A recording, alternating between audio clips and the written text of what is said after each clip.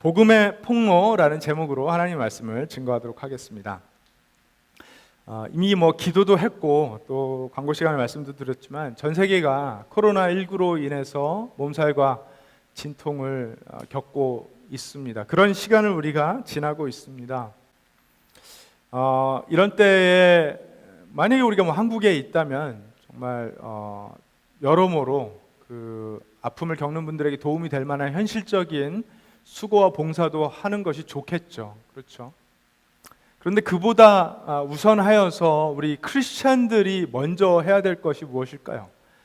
그것은 당연히 이 모든 상황 속에서도 늘 주권을 가지고 계신 신실하신 하나님을 인정하고 신뢰해드리고 기도하는 삶이 가장 필요하지 않을까 생각을 합니다. 우리의 기도가 어려움 당하시는 분들의 위로가 되고 응원이 되고 격려가 될 것이라는 믿음을 가지고 기도하시는 것이 가장 힘써 해야 될 일이라고 생각을 합니다. 저는 이런 어려운 상황, 질병과 죽음과 같은 어려운 상황 하면 저희 어머님 생각이 나요. 이제 올해 3월이 되었죠. 3월이 되어서 저 어머니 돌아가신 지가 만 7년이 됐습니다. 저는 이 벌써 12년 전 일이지만 그날 그 순간이 명확하게 기억이 납니다. 제가 그 자동차 레지스트레이션 피를 이제 지불하기 위해서 그 카운티 텍스 오피스에 잠깐 들렸다가 차를 몰고 나오려고 하고 있는데 아버지께 전화가 왔어요. 그래서 전화를 받았는데 네 엄마가 암이란다. 그 이야기를 하신 것이 선명하게 기억이 납니다. 그날 다시 차를 돌려서 주차장에 차를 대고 얼마나 오랫동안 울었는지 모릅니다.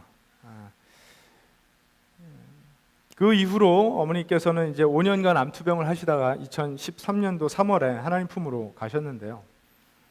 암 환자 완치율이 점점 높아지고 있다고는 하지만 저희 어머님이 앓으셨던 그 암은 다발성 골수종이라는 희귀암이었기 때문에 생존율이 굉장히 낮은 편에 속하는 그런 질병이었습니다. 돌아보면 그때 저희 아버님께서 네 엄마가 암이란다, 그 암 진단을 받으셨다라는 그 소식이 그냥 진단이 아니라 소위 이야기하는 암 선고 또는 나아가서는 사망 선고나 다름없었다, 이런 생각을 하게 됩니다. 감춰져 있던 저희 어머니 몸에 감춰져 있던 질병이 드러난 거죠. 밖으로 진단이 되어서 폭로된 것입니다. 그런데 여러분, 사실은 65세에 이른 나이에 돌아가신 저희 어머니뿐만 아니라 저와 여러분들 모두에게 다 이미 사망 선고가 내려져 있다라는 사실을 인지하며 살아가고 계십니까? 별로 기분이 안 좋으실 것 같아요. 우리 모두는 태어나면서부터 죽는 것이 명확하게 정해진 그런 사람들인데요. 그런데 죽을 것이 아무리 명확해도 죽을 거라고 이야기하면 기분이 좋지 않습니다. 죽는다는 걸 이야기하면서 서로 희희낙낙할 만큼 기분 좋아할 사람들이 별로 없습니다. 죽지 않는 사람 아무도 없고 모두가 죽는다고 이야기하면 기분이 좋지 않습니다. 그래서 지금 이 코로나19 사태에서도 감염 확진자 수도 중요하지만 얼마나 많은 사람들이 죽어가고 있나, 여기에 관심이 기울어지면서 그 사망의 공포, 죽음에 대한 공포와 두려움이 많은 사람들을 어렵게 합니다. 그것이 죽음이 가지는 힘입니다. 사람들이 그렇게 죽음을 피하고 싶어하고 두려워해요. 죽는 것이 자연스럽지 않다고 느끼기 때문인 것 같습니다. 만약에 죽는 것이 너무나 자연스러운 일이라면 그렇게 두려워하고 피할 이유는 없겠죠. 자연스럽지 않기 때문에 죽고 싶지 않아 합니다. 그래서 살겠다고 싸웁니다.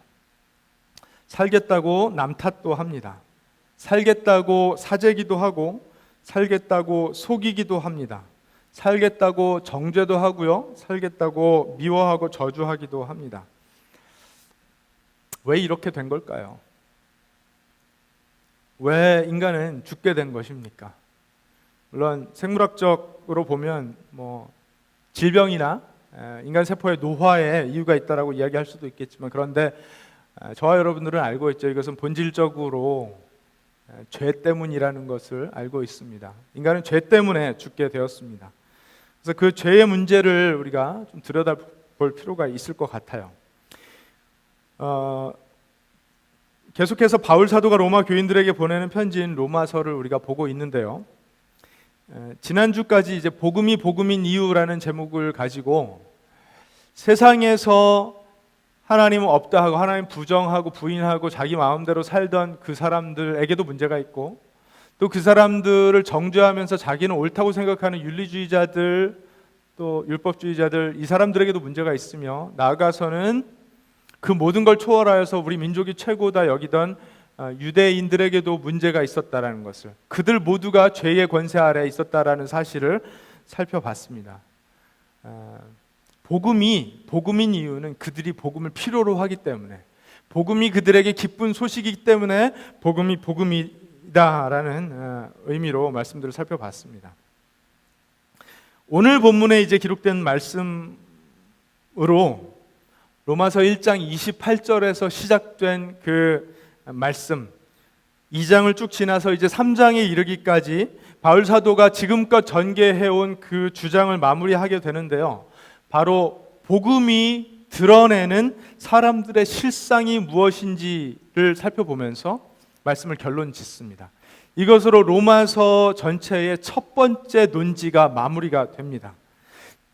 뭐냐 하면은요, 죄의 보편성이에요. 죄는 보편적이다. 모든 사람들이 죄를 지었다. 죄인이다. 그리고 이것은 절대적인 문제이다. 아무도 피할 수 없고 반드시 직면해야 되는 문제이다.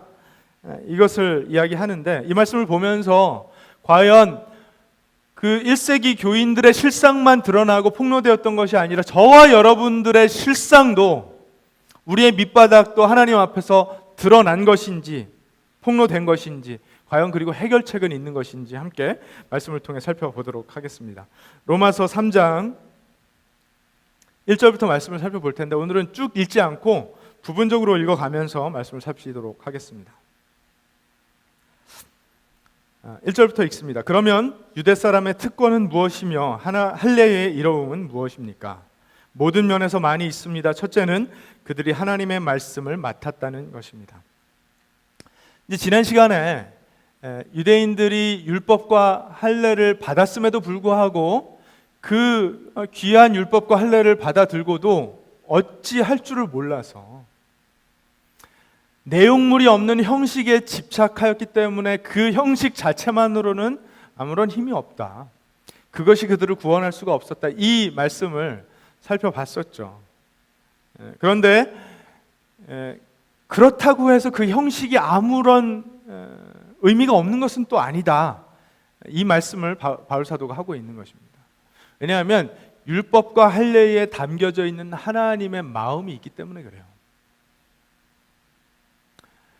하나님의 뜻이 무엇인지 모르는 상태로 무질서하게 정말 혼란한 상태에서 온 세상이 살아가고 있을 때에 하나님께서 유대 민족을 세우시고 선택하셔서 그들에게 하나님의 마음을 보여주셨다라는 사실 자체가 엄청난 선물이다라는 사실을 바울 사도가 이야기하고 있는 것입니다. 여러분 맞죠? 그렇죠? 엄청난 선물입니다. 여러분 마찬가지로 복음이 우리 귀에 들렸다라는 사실이 어마어마한 선물입니다. 엄청난 은혜입니다. 문제는 유대인들이 율법을 받아들고서 이것이 귀한 선물인지 알고 어떻게 해야 할지, 이 선물을 가지고 어떻게 살아야 할지를 조금 더 면밀하게 생각해보고 살았어야 되는 것이고, 복음을 받아든 우리들도 듣기만 하는 것이 아니라 그래서 복음이 우리 삶에 어떠한 의미인가, 얼마나 귀한 것인가, 우리는 어떻게 살아야 될까, 여기까지 나아가야 된다라는 사실이 중요한 것이겠죠. 분명히 율법과 할례는요, 유대인들에게 엄청난 선물이었습니다.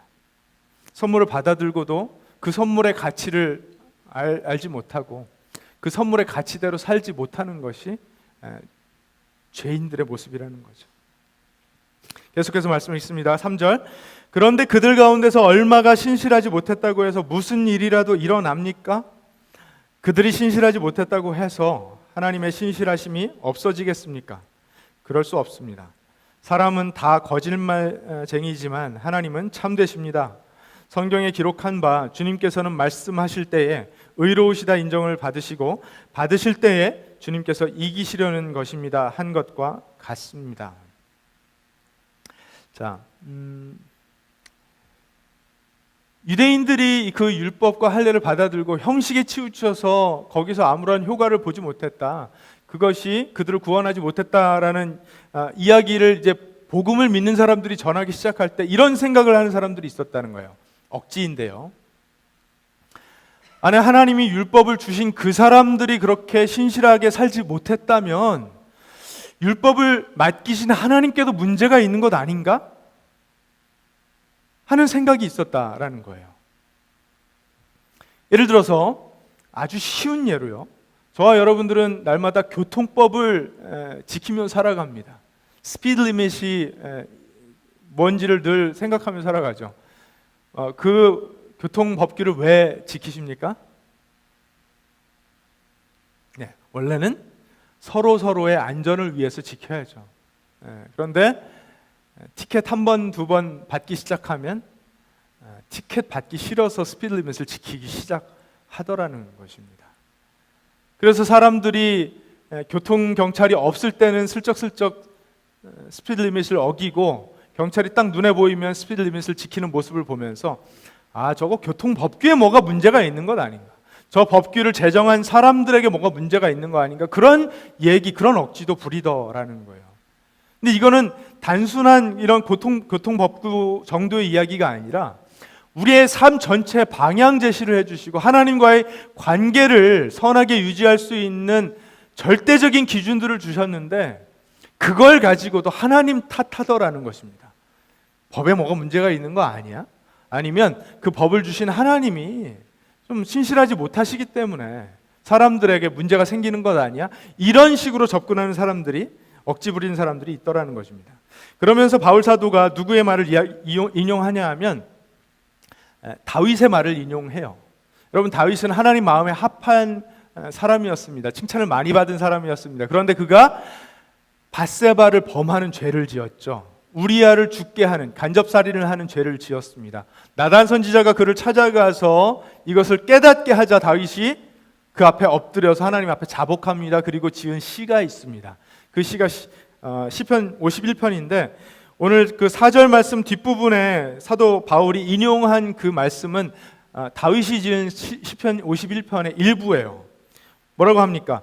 주님께서는 말씀하실 때 의로우시다 인정을 받으시고 받으실 때 주님께서 이기시려는 것입니다. 이거 뭐 조금 어렵게 들리실 수도 있지만 간단하게 이야기하면 하나님이 언제나 옳으십니다.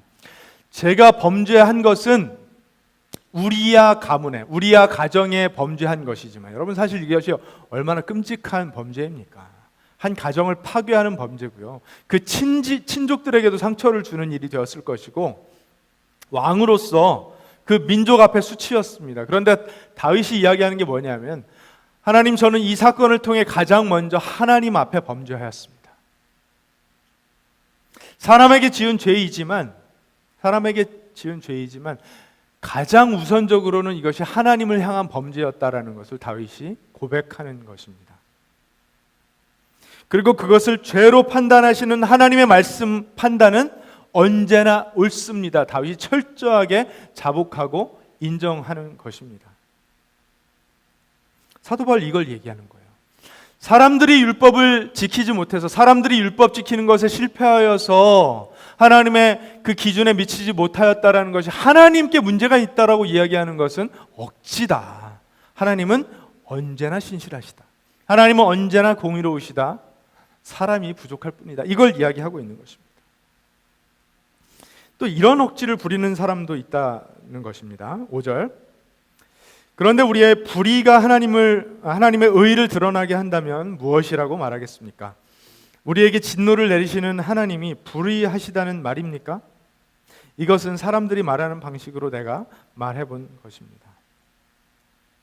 이런 억지를 부리는 사람들이 있다라는 거예요. 이제 복음이 말하는 것이 우리는 하나님 앞에 모두가 불의하고 그 불의함 속에서 하나님의 신실하심이 드러나기 때문에 우리는 그분의 신실하심, 공의로우심을 의지할 수밖에 없습니다. 이 이야기를 하니까 어떤 사람들은 그러면 내가 죄를 지을수록 하나님의 공의가 드러나는 것 아닙니까? 그럼 죄를 더 지어야겠군요. 이런 억지를 부리는 사람들이 있더라는 것입니다. 바울이 뭐라고 이야기합니까? 이건 내가 사람들이 말하는 방식으로 한번 얘기를 해본 것인데 6절, 절대로 그럴 수 없습니다. 만일 그렇다면 하나님께서 어떻게 세상을 심판하실 수 있겠습니까? 다음과 같이 반박하는 사람들도 있을 것입니다. 나의 거짓됨 때문에 하나님의 참되심이 더욱 분명하게 드러나서 하나님께 영광이 돌아간다면 왜 나도 역시 여전히 죄인으로 판정을 받습니까? 아니, 내가 죄를 지어서 하나님의 영광이 드러난다면 그거 좋은 일 아닙니까? 그런데 그걸 가지고 나를 하나님께서 판단하시고 심판하시는 것이 말이 됩니까? 이런 억지를 부리는 사람들도 있을 것이라는 것입니다. 8절, 더욱이 좋은 일이 생기게 하기 위하여 악한 일을 하자 하고 말할 수 있겠습니까? 사실 어떤 사람들은 우리가 그런 말을 한다고 비방합니다. 율법이 아니라 복음을 주장하는 그 바울 사도 일행에게 이런 억지를 부리는 사람들이 있다라는 거예요. 이게 초대교회 안에 있었던 문제입니다. 그런 사람들은 심판을 받아야 마땅합니다. 바울 사도가 단호하게 이야기하면서 이런 억지 논리들은 이건 논리적으로 반박할 가치조차도 없는 이야기들입니다. 이런 악한 논리를 편다는 그 자체가 악한 것이므로 하나님의 심판을 피할 길이 없습니다. 이렇게 이야기하는 것입니다. 여러분, 이런 이야기를 하는 사람들은요, 이런 거죠. 내가 죄 지음으로 하나님의 영광이 드러난다면 하나님은 나를 칭찬해 주셔야지. 내가 죄를 지을수록 하나님 돋보이게 하는 것이니까 하나님 나를 칭찬해 주셔야지. 이런 억지를 부린다는 것입니다. 여러분, 하나님께서 죄 짓는 사람들에게 자신의 영광을 드러나게 해주셨다라고 인사치레 하셔야 됩니까? 이런 말도 안 되는 억지가 어딨냐는 거예요. 여러분, 그런데 그런 억지 부리는 사람들이 실제로 있어요.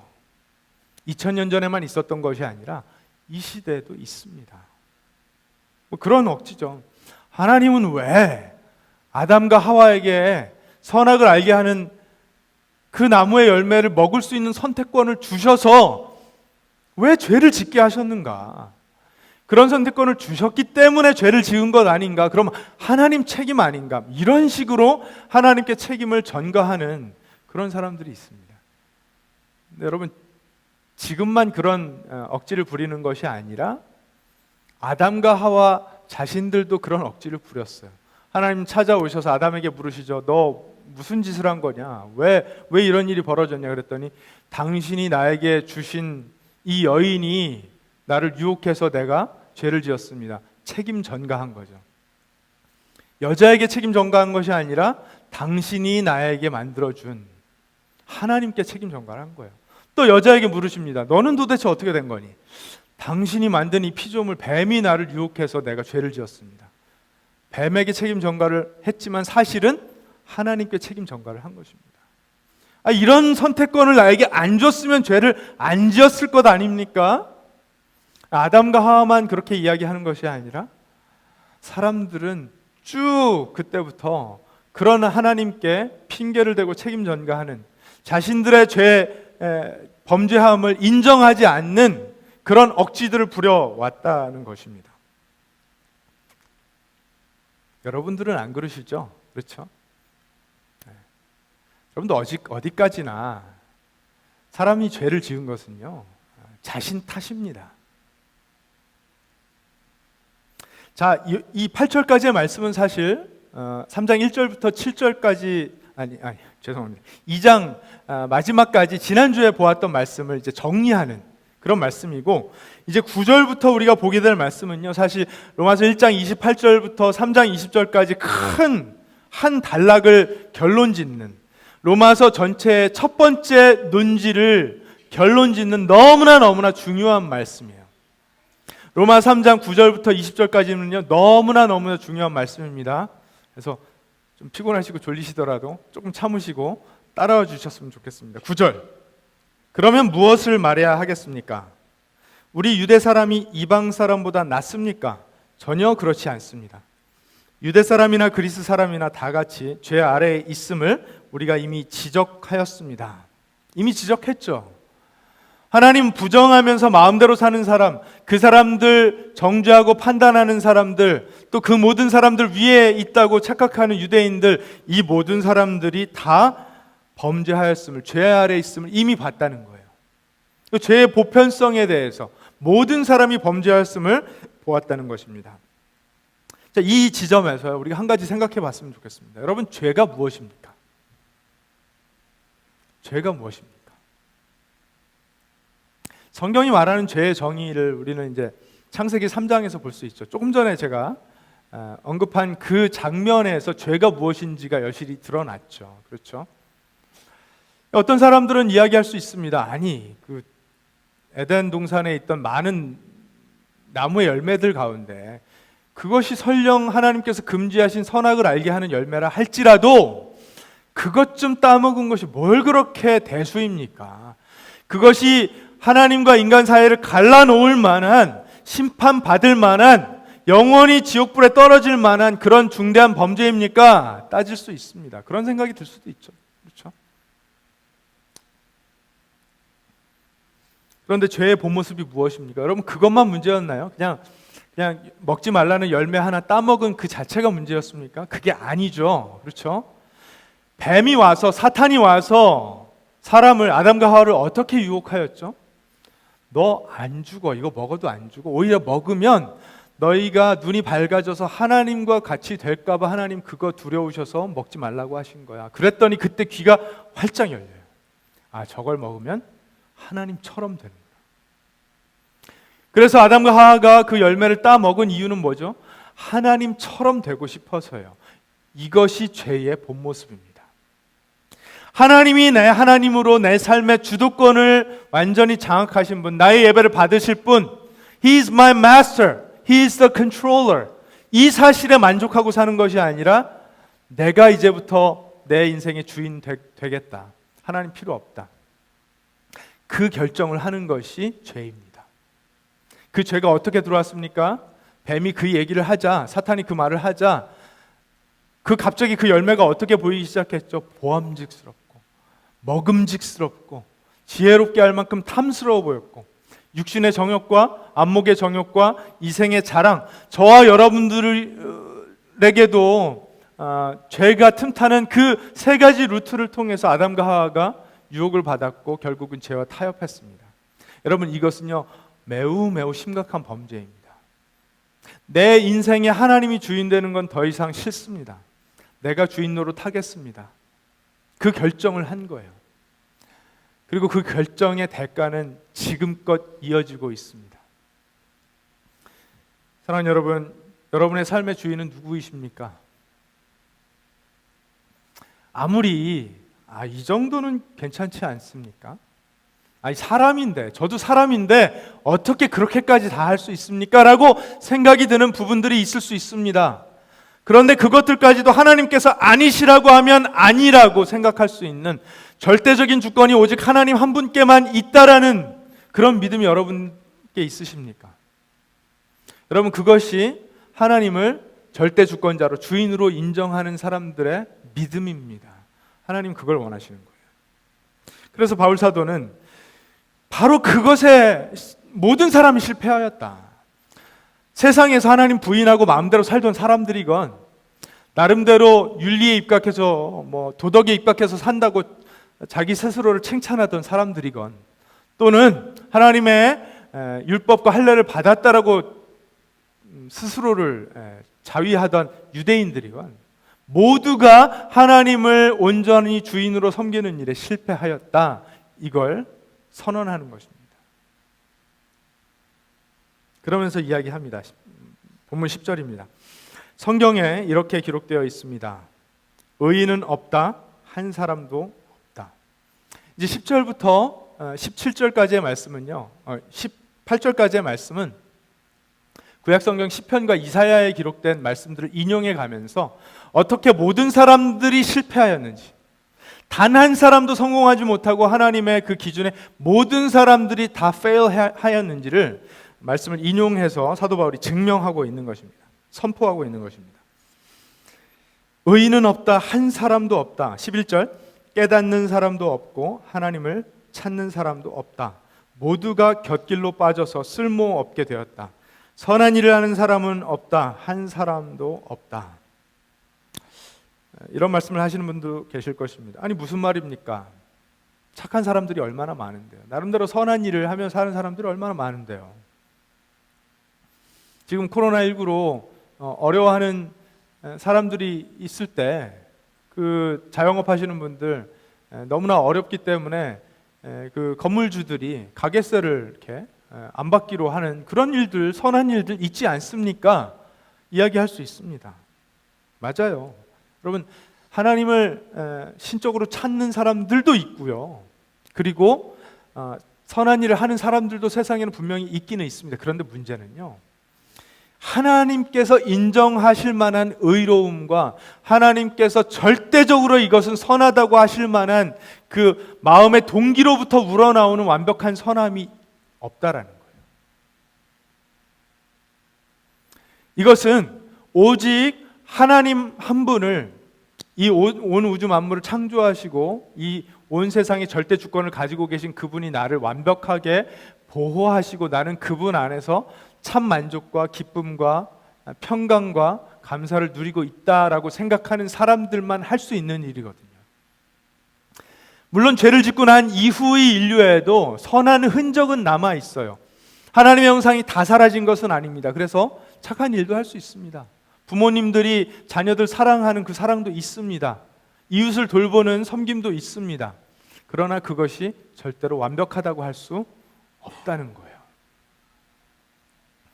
구체적으로 어떤 오류들이 있는가 보겠습니다. 13절, 그들의 목구멍은 열린 무덤이다. 혀는 사람을 속인다. 입술에는 독사의 독이 있다. 입에는 저주와 독설이 가득 찼다. 여러분, 때때로는 그렇게 착한 일도 하는 것 같은 사람들, 친구들과 잘 지내는 것 같은 사람들, 그런 사람들이 자기 자신이 절대적인 어려움에 처할 때 그 밑바닥이 확 다 드러나더라는 거예요. 감당할 수 없는 문제에 처할 때, 두려움이 압도할 때, 이기적인 욕심이 마음을 사로잡을 때 그 밑바닥이 드러나서 무엇으로 죄를 짓더라는 것입니까? 말로 엄청난 죄들을 짓더라는 것입니다. 사람을 죽이는 말들을 서슴지 않고 하더라는 것입니다. 관계를 끊어버리는 말들을 서슴지 않고 하더라는 것입니다. 징후하고 저주하는 말들, 책임 전가하는 말들, 판단하는 말들 서슴지 않고 하더라는 것입니다.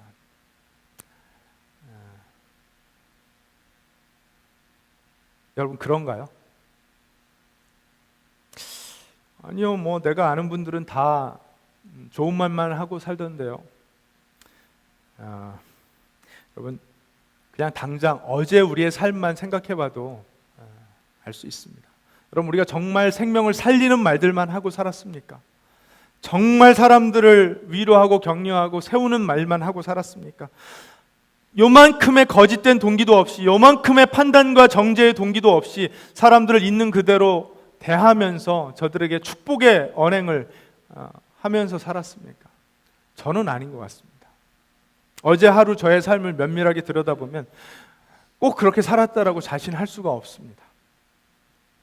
또 어떤 범죄함이 있었습니까? 15절, 16절, 발은 피를 흘리는 일에 빠르며 그들이 가는 길에는 파멸과 비참함이 있다. 행동으로 죄를 짓는 것이죠. 말로만 죄를 짓는 것이 아니라 행함으로 죄를 짓습니다. 싸웁니다. 다툽니다. 죽입니다. 인류의 역사죠. 그렇죠?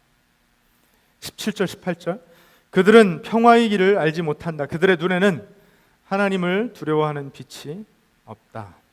하나님 두려워하지 않습니다. 이것이 범죄함의 근본적인 원인이 되었다는 것입니다.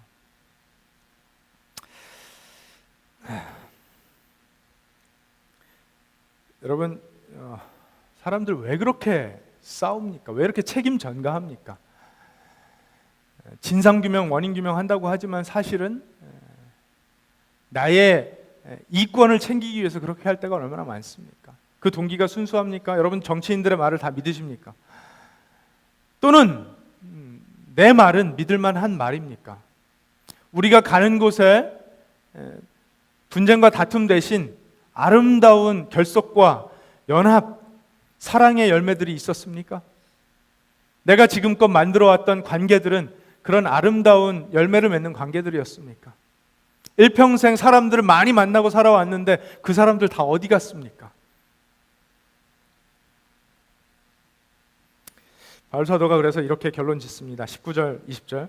율법에 있는 모든 말씀이 율법 아래 사는 사람에게 말한 것임을 우리는 압니다. 그것은 모든 입을 막고 핑계대고 억지 부리는 모든 입을 막고 온 세상을 하나님 앞에 유죄로 드러내려는 것입니다. 폭로예요, 폭로. reveal, expose. 그러므로 율법의 행위로는 하나님 앞에서 의롭다고 인정받을 사람이 아무도 없습니다. 율법으로는 죄를 인식할 뿐입니다.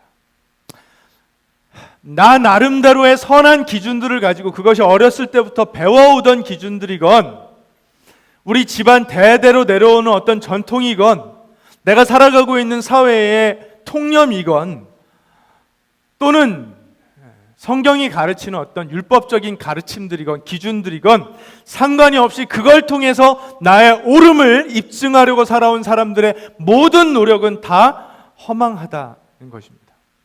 그것으로 나를 의롭다고 옳다고 입증할 수 없다는 거예요. 그러므로 구원의 문제를 놓고 우리 이 사람이 얼마나 착한 사람인데요. 제가 얼마나 선한 사람을 살아왔는데요. 얼마나 노력을 많이 하면서 살았는데요. 이런 이야기 할 수 없다는 것입니다. 하나님은 그 모든 사람들의 입을 막으신다라는 거예요. 구원의 문제에 있어서 하나님께서 의롭다 인정을 하시는 그 문제에 있어서 단 한 사람도 의롭다 인정받을 수 있는 사람이 없고 모든 사람들이 공통적으로 하나님 앞에 범죄하였다는 것입니다. 율법의 행위로는 하나님 앞에 의롭다고 인정을 받을 사람이 아무도 없습니다. 그런데 이 말을 하는 바울 사도의 입장을 우리가 한번 생각해 볼 필요가 있습니다. 여러분 이것이 얼마나 아이러니컬한 고백인지 몰라요. 왜냐하면 바울 사도는 어떤 사람이었습니까? 예수 그리스도를 만나기 전에 율법의 열심으로는 그 누구와 견주어도 뒤지지 않는 열심이 있었던 사람이에요. 실제로 갈라디아서 1장 말씀을 보면은요, 그가 이렇게 얘기합니다. 내가 전에 유대교에 있을 적에 한 행위가 어떠하였는가를 여러분이 이미 들은 줄 압니다. 나는 하나님의 교회를 몹시 박해하였고 또 아주 없애버리려고 하였습니다. 나는 내 동족 가운데서 나와 나이가 같은 또래의 많은 사람보다 유대교 신앙에 앞서 있었으며 내 조상들의 전통을 지키는 일에도 훨씬 더 열성이었습니다. 여러분 유대교인들만 이런 전통에 대한 열심이 있는 것이 아니에요. 우리 대한민국 사람들도 한국의 전통을 가진 사람들도요 예의라는 것이 있습니다. 그렇죠? 한국 사람들이 생각하는 전통, 예의, 질서, 도리 이런 것들이 있습니다. 그래서 이걸 다 하는 사람들은 괜찮은 사람들, 사람다운 사람들, 의로운 사람들이라고 인정합니다. 그거 지키지 못하면 저 사람 같지도 않은 사람 같으니라고, 짐승만도 못하다고 이야기합니다. 이런 기준들이 우리 안에도 다 있습니다. 미국 사람들이라고 없을까요? 다 있습니다. 어느 사회를 가든지 어떤 국가를 가든지 이런 거 다 있습니다. 그런데 그것으로는 자신들의 의로움을 절대로 드러낼 수 없다라고 바울 사도는 이야기하고 있는 것입니다. 특별히 자신처럼 유대인들은 율법의 열심을 가지고 살아왔지만 그것은 다 헛것이었다라고 바울 사도 자신이 이야기하고 있는 거예요. 그 어느 누구보다도 율법적으로 열심히 살았던 이 사람이 하는 이야기입니다. 그것이 복음이 드러내는, 복음이 폭로하는 사람들의 실상이라는 것입니다. 원래는 율법이 이미 드러내고 있었고 폭로하고 있었던 것인데 사람들이 율법에 빠져서 또는 자기 의에 빠져서 깨닫지 못하고 있다가 복음이신 예수님이 오셔서, 예수님의 복음이 오셔서 이것을 드러내 주시니까 그제서야 이 모든 것이 자명하게 드러났다는 것입니다. 적어도 자신에게는, 바울 사도 자신에게는 이제는 극명하게 드러나서 어떠한 억지도 어떠한 핑계도 이제 될 수 없다라고 이야기하는 것입니다. 여러분, 이것은요, 지금 이 말씀은 바울 사도가 자기 자신의 입장을 생각하면서 스스로 하는 자기 고백과도 같은 그런 선포입니다. 그동안 자기의 열심을, 자신의 열심을 보아왔던 사람들 앞에서 얼마나 좀 이상하겠어요. 아니, 그동안 그렇게 율법의 열심을 가지고 살던 사람이 크리스찬들 다 없애버리겠다라고 그렇게 눈에 불을 켜고 크리스찬들 찾아다니던 사람이 갑자기 자기가 복음의 파수꾼이 되어서 복음의 전파자가 되어서 복음을 가르치기 시작하니까 그것을 이상하게 바라보는 사람들이 얼마나 많겠습니까? 그런데 그래도 할 수 없다는 거예요. 복음이 드러내는 그 인간의 실상 앞에, 사람들의 실상 앞에 자기는 이제 더 이상 할 말이 없다는 것입니다. 여러분, 유대인들이 왜 그렇게 착각 속에 살았습니까? 율법의 진짜 요구가 무엇인지를 몰랐기 때문에 그래요. 율법의 형식적인 요구들만을 생각하고 자기는 그걸 다 지킨다라고 생각했기 때문에 율법의 진짜 요구, 율법의 진심이 무엇인지를 모르기 때문에 실패할 수밖에 없었던 것입니다. 여러분, 율법의 진짜 요구가 무엇이었는지 우리가 조금 생각해 볼 필요가 있습니다. 모든 율법을 우리가 다 다룰 수는 없지만 적어도 10계명에 입각해서는 생각해 볼 수가 있어요. 여러분 잘 아시죠? 10계명. 출애굽기 20장에 보면은요, 하나님께서 모세를 통해 계명을 주세요. 너희는 내 앞에서 다른 신들을 섬기지 못한다. 너희는 그것들에게 절하거나 그것들을 섬기지 못한다. 너희는 주 너의 하나님 이름을 함부로 부르지 못한다. 안식일을 기억하여 그날을 거룩하게 지켜라. 너희 부모를 공경하여라. 살인하지 못한다. 간음하지 못한다. 도둑질하지 못한다. 너희 이웃에게 불리한 거짓 증언을 하지 못한다. 너희 이웃의 집을 탐내지 못한다. 이런 10가지 계명을 주셨습니다. 유대인들은 이 계명을 받고 이거 지키면 되는 거네. 그래서 형식에 입각해서는 지킨다라고 생각을 했습니다. 그런데 하나님께서 너희는 내 앞에서 다른 신들을 섬기지 못한다라고 말씀하실 때에 사람들은, 이 땅에 살아가는 사람들은 유대인이건 그렇지 않건 누구나 어떤 것이라도 자신의 삶에 신을 만들어서 섬길 수 있는 사람들이라는 사실을 몰랐던 거예요. 꼭 금송아지, 은송아지 그 우상들을 만들어서 그 앞에 절을 해야만 신으로 섬기는 것이 아니라 내가 내 삶에 컨트롤을 맡기는 그 어떤 것이라도 우상이 되어서 내가 그것을 내 삶의 제1순위 내어주는 삶을 살 수 있는 존재들이다라는 사실을 그들이 몰랐던 것입니다. 그래서 형식적인 하나님 앞에서의 제사가 그 1계명을 지키는 삶이라고 착각했던 것입니다. 여러분, 우리는 어떻습니까? 우리는 하나님이 앉아 계셔야 될 그 자리에 다른 것을 우상 삼아서 다른 신을 앉히는 그런 삶을 살지 않습니까? 그냥 가장 쉽게 사람들의 삶의 주인 노릇하는 것 무엇이죠? 돈이죠, 돈. 돈입니다.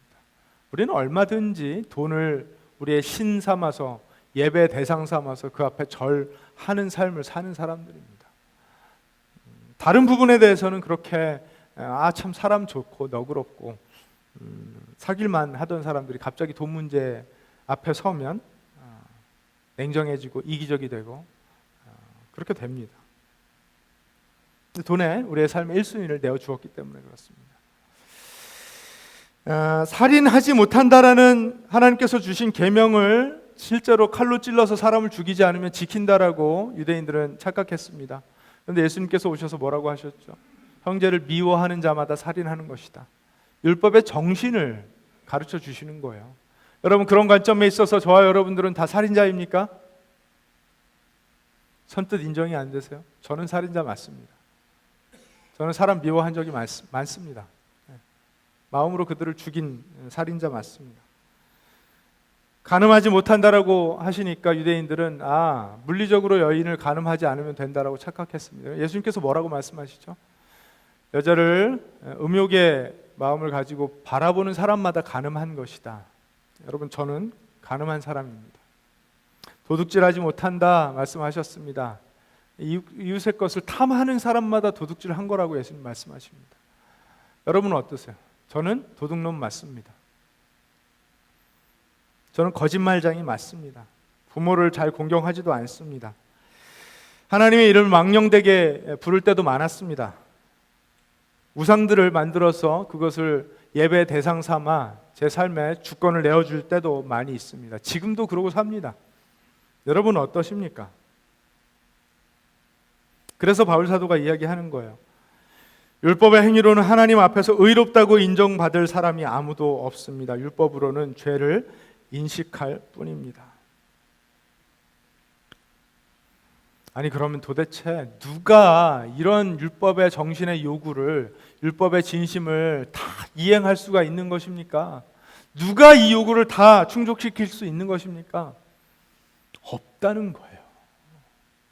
하나님께서 유대인들에게 이 율법을 주셨을 때 하나님의 의도가 그랬다는 것입니다. 물론 이 율법은 너무나 중요한 것이고 하나님의 마음이 담긴 것이라서 이것을 지키려고 최대한 노력하면서 살 때 하나님과의 관계가 화평합니다. 그러나 반드시 깨달았어야 하는 것은 우리는 철저하게 이것에 실패하는 사람들이라는 사실을 하나님 앞에 인정했어야 된다는 거예요. 저와 여러분도 마찬가지입니다. 어느 누구도 이 세상 사람들이 아무리 칭찬해 주어도 우리는 철저하게 하나님 앞에 실패한 사람들이라는 사실을 인정해야 그 다음 단계가 있다는 것입니다. 믿으십니까?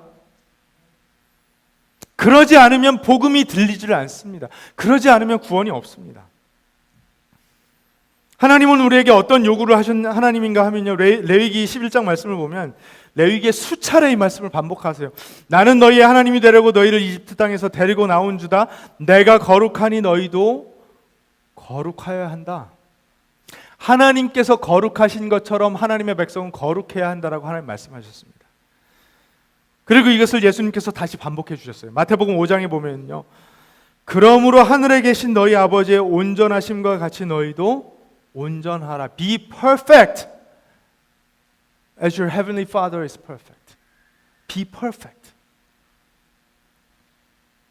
하나님은요, 하나님의 백성에게 하나님의 형상을 기대하세요. 여러분 아시고 계십니까?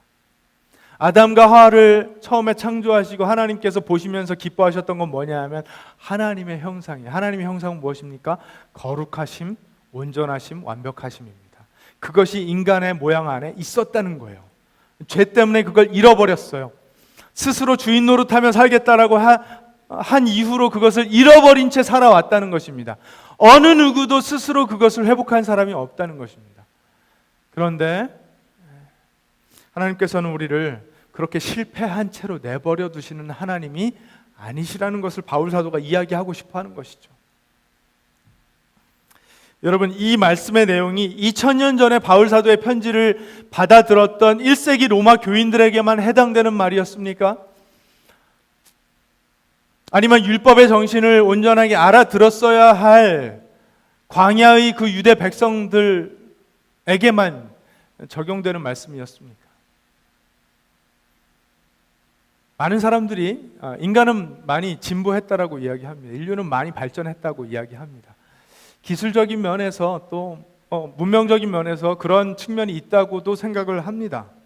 얼마 전에 보니까 그 Ford vs. Ferrari라는 영화가 나왔더라고요. 제가 영화를 보지는 못했지만 뭐 알만해요. 한 100년쯤 전에 창업되었던 그 포드라는 자동차 회사와 그 페라리라는 자동차 회사의 그 뭐 시장 이야기, 그들이 어떻게 경쟁했었는지 뭐 그런 이야기들이 담겨 있을 것 같은데, 그 포드를 창업한 헨리 포드와 그 페라리를 창업했던 엔조 페라리가 지금 이제 살아 돌아와서 100년 이후 지금 돌아다니는 자동차들을 보면 어떤 생각이 들까요?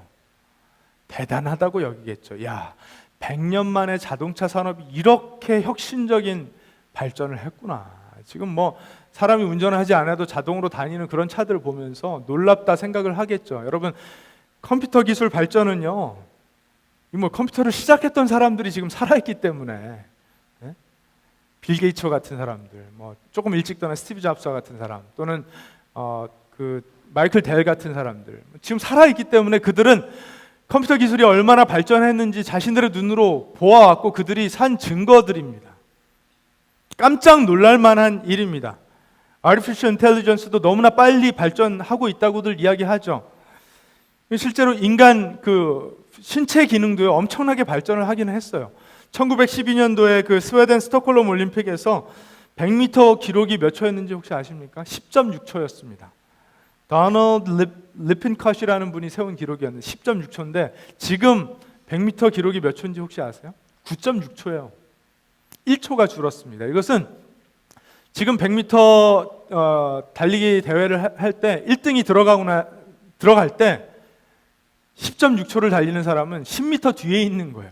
여러분 이것은 비교의 수준이 아닙니다. 어마어마한 발전을 이루었어요. 인간 육신의 기능도 그렇게 발전되었다고 할 수 있는데 그런데 과연 4,000년 전 이스라엘 광야의 백성들이 살아 돌아와서 모세가 살아 돌아와서 또는 2,000년 전 바울 사도가 지금 살아 돌아와서 우리의 살아가는 모습을 보면서 인간이 대단한 발전을 이루었구나 할 만한 모습입니까? 4,000년 전 인간의 모습보다 2,000년 전 인간의 모습보다 인간은 대단한 발전을 했구나. 굉장한 성화가 있었구나 할 만한 모습입니까? 안타깝게도 저는 아니라고 생각합니다. 시스템은 조금 발전할 수 있겠죠. 기술력은 발전할 수 있겠죠. 그러나 인간 개개인의 모습을 들여다볼 때 2,000년 전 사람보다 나으냐는 거예요. 4,000년 전 사람보다 나으냐는 거예요. 하나님의 진리는 지금껏 우리와 이렇게 오랫동안 함께 해왔는데 과연 인간 자체는 발전했냐는 것입니다. 저는 아닌 것 같아요.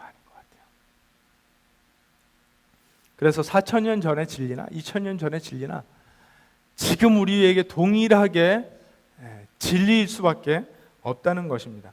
지금은 좀 나아졌는데요 하면서 우리에게는 해당되지 않는 말씀인 것처럼 살아갈 수 없다는 것입니다.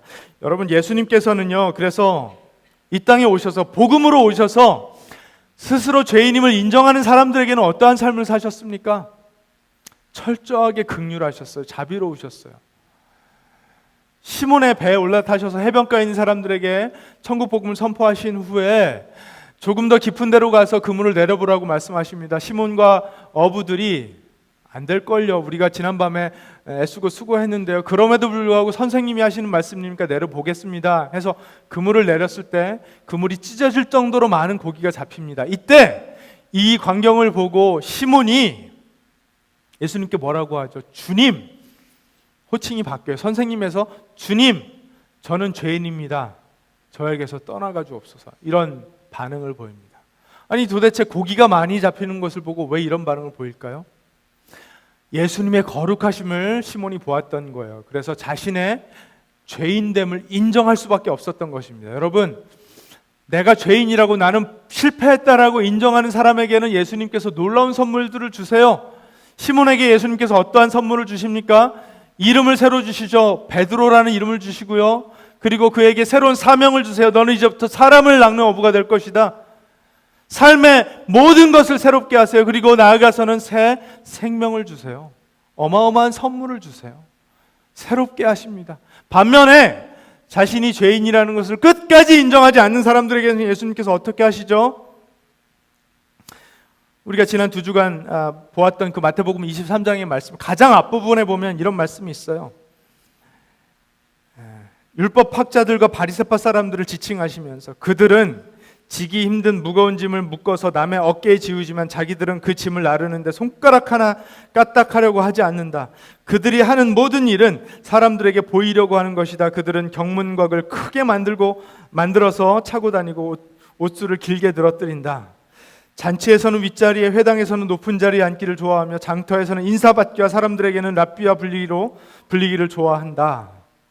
철저하게 그들의 위선을 드러내버리세요. 까발려버리세요. expose 해버리세요. 여러분 이것이 복음입니다. 복음은요 위선자들의 위선을 드러내버립니다. 죄인임을 인정하지 않는 사람들의 죄인됨을 드러내버립니다. 그것을 인정하는 사람들에게는요 놀라운 사랑과 긍휼로 다가가지만 그렇지 않은 사람들에게는요 그들에게 심판이 임함을 선포합니다. 사랑하는 여러분, 왜 이렇게 인간 사회가 사는 것이 어렵습니까? 어려운 일이 닥칠 때 서로 돕고 위로하고 격려하면 될 걸 왜 그렇게 싸우고 못 살게 굴고 책임 전가하고 핑계댑니까? 여러분, 이것이 죄성에서 벗어나지 못하는 인간의 모습입니다. 어려우면 어려울수록 그 밑바닥이 적나라하게 드러나는 법입니다. 왜 그렇죠? 사망 선고가 내려졌기 때문에 그래요. 죄 때문입니다. 율법에 빠져 살던 사람들이 깨닫지 못하던 그 죄의 문제를 복음이 다 드러내 버렸습니다. 근데 드러낼 뿐 아니라 해결책을 제시합니다. 의학 기술로는요, 사람의 육신에게 사망 선고를 내리면 그 이상 아무것도 없습니다. 그 이후를 약속해 주지 못합니다. 그냥 죽을 거라고 진단하는 것이 전부입니다. 그러나 복음은요, 생명을 선물로 약속합니다. 어떤 사람들에게요? 내가 실패했다라는 것을 인정하는 사람들에게는 철저하게 새 생명을, 영원한 삶을 약속합니다. 사랑하는 여러분, 우리는 하나님 앞에 범죄한 사람들입니다. 실패한 사람들입니다. 나의 의로움을 자랑할 수 없는 사람들입니다. 이것을 인정하기만 하면 하나님은 저와 여러분들에게 영원한 생명을 주겠다고 약속하신 분이십니다. 여러분 믿으시기 바랍니다. 복음은 스스로를 구원할 수 있다고 생각하는 사람들의 그 인생의 허망함을 적나라하게 드러냅니다.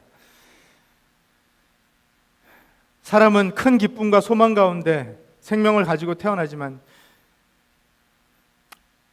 의학 기술은요, 결국은 인간은 죽는다고 진단을 합니다. 어떤 의미도 부여하지 못합니다.